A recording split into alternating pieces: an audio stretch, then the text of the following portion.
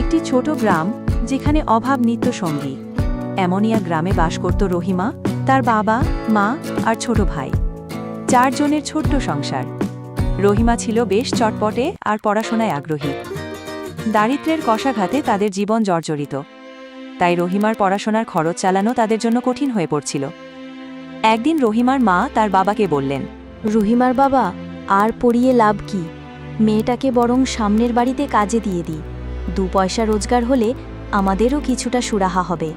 রুবিনার বাবা দীর্ঘশ্বাস ফেলে বললেন, তোমার কথা ঠিকই, একা সংসার চালাতে আমারও খুব কষ্ট হচ্ছে।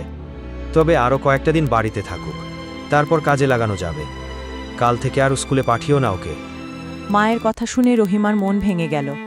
পরের দিন সকালে ভাই যখন একা স্কুলে যাচ্ছিল, তখন বিষণ্ণ মনে ঘরের উঠোনে বসেছিল রহিমা। তাদের বাড়িতে 10টি মুরগি ছিল। রহিমা সেগুলোর দেখাশোনা করত। সেদিনও সে মুরগিগুলোকে উঠোনে চড়তে দেখছিল।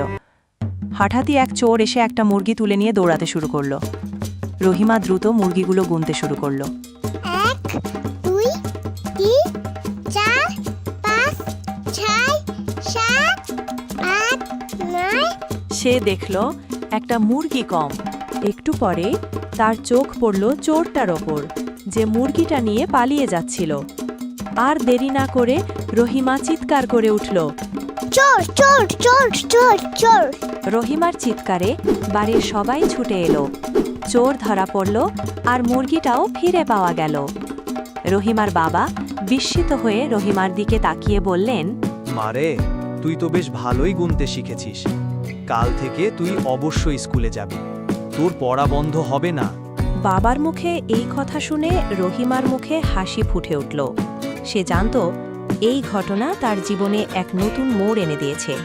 তার ছোট্ট প্রচেষ্টা প্রমাণ করে দিয়েছে শিক্ষা কতটা জরুরি।